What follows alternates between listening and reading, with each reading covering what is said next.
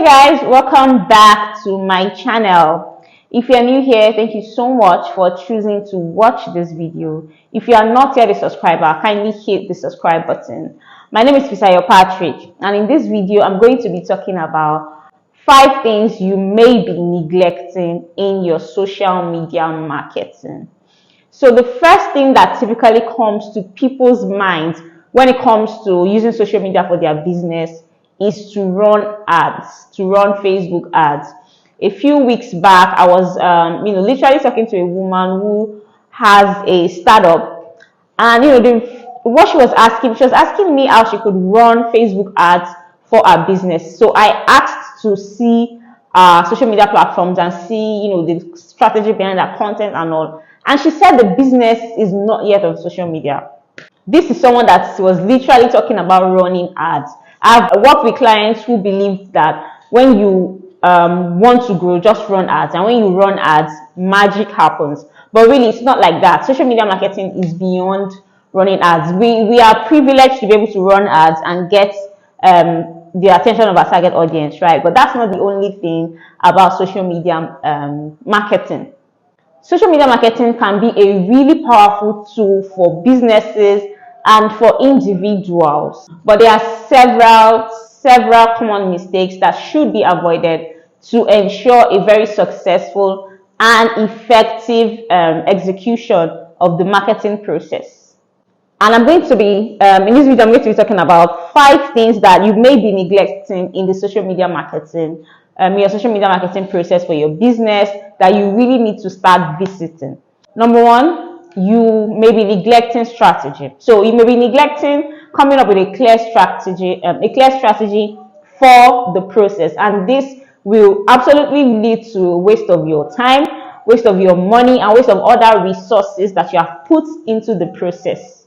Before you start at all, you need to come up with a clear strategy that will highlight your goals, your objectives, the purpose for the entire process.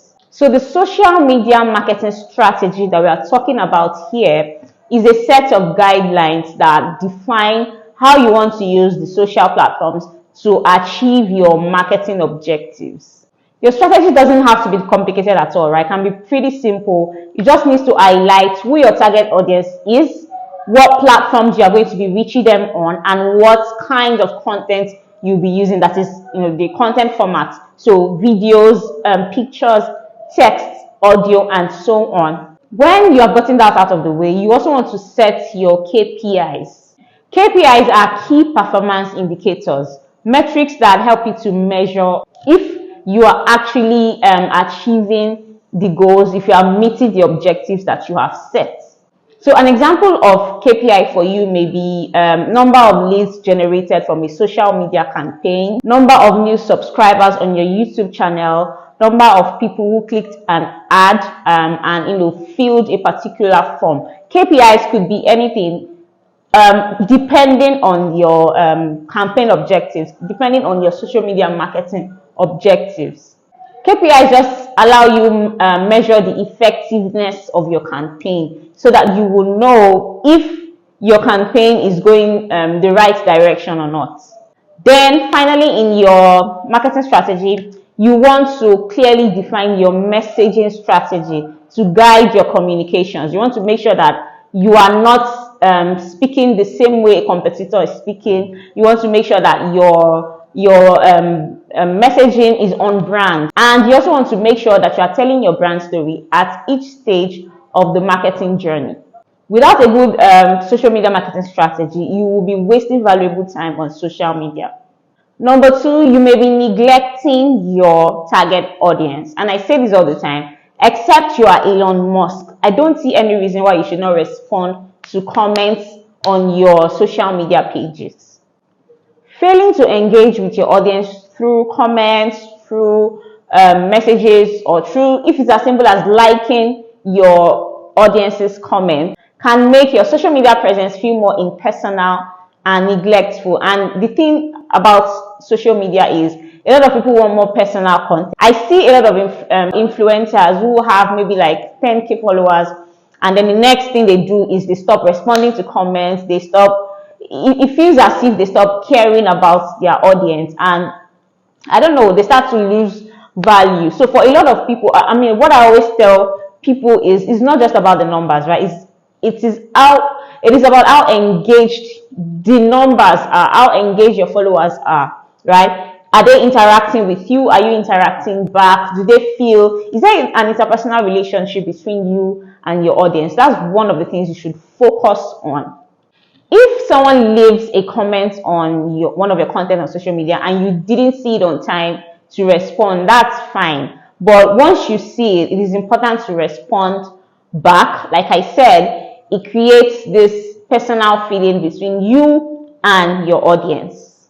If you don't have an engaged audience, your message will easily get lost in the noise.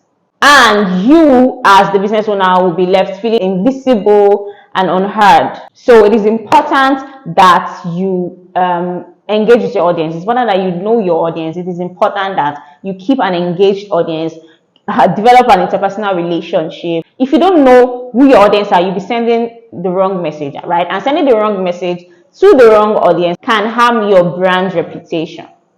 Number 3, you are neglecting analytics. Not monitoring the performance of your social media campaigns can prevent you from understanding what's working and what is not. So you need to learn to use analytics tools to track reach, engagement, impressions, and stuff like that.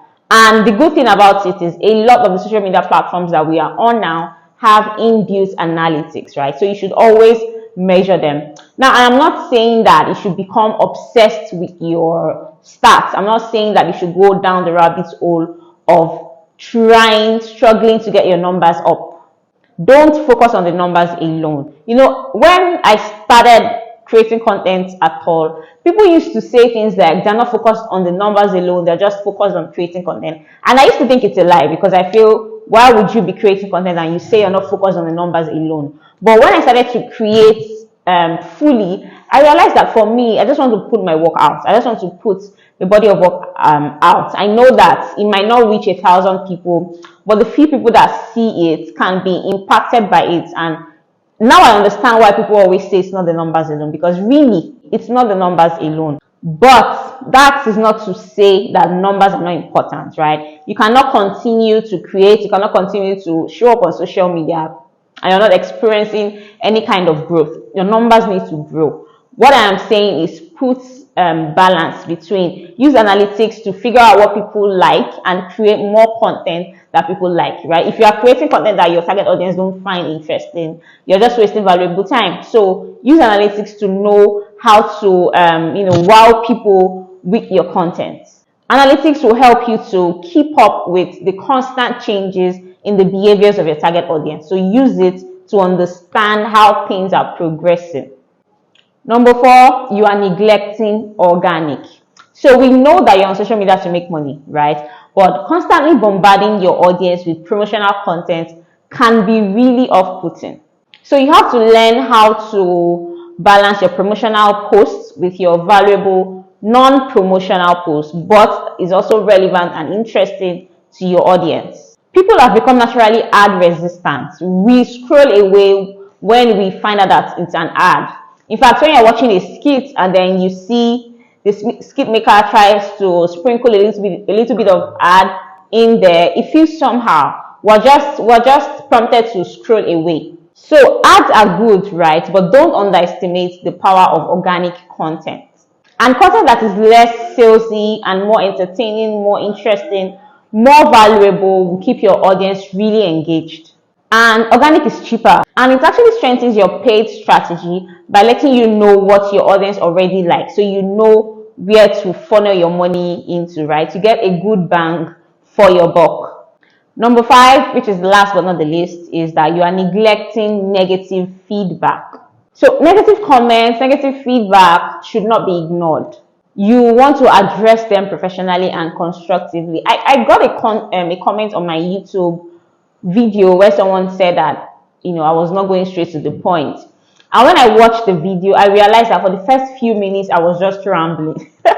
So I had to respond to that comment, and in my next video I knew how to move on. I knew how to make sure that I don't repeat the same mistake. So feedback is just a way for you to learn the mistakes that you are making. People will give feedback after they have consumed your content, and you want them to consume your content. So it's best to listen to their feedback and act as quickly as you can. Look, every popular brand out there have their own fair share of haters. Your popular brand has their own fair share of trolls. So, and yeah, they know how to manage it. So you also should learn how to manage negative feedback, negative comments, and rushing to delete a negative comment will actually show that, will make people think that you have something to hide. But if you don't have anything to hide, there's no need to make a rash decision. If you don't want the negative comments to remain in your post, in your content, it's fine, you can take it out. But if you want to achieve a lot of success on your social media, in your social media marketing process, you need to learn not to neglect negative feedback. Address it promptly, address it quickly, and show that you are concerned about what people are concerned about. Opinions are subjective, right? And ultimately there will always be people who disagree with what you do, people who disagree with what you do. So you should learn to move on from that. So those are my 5 points. With these few points of mine, I hope I've been able to convince you and also confuse you. Okay, those are my 5 points on 5 things that you may be neglecting in your social media marketing journey. Check it out, and if you've loved this video, please give it a thumbs up, share, and if you are not yet a subscriber, kindly hit the subscribe button. I will see you in the next video.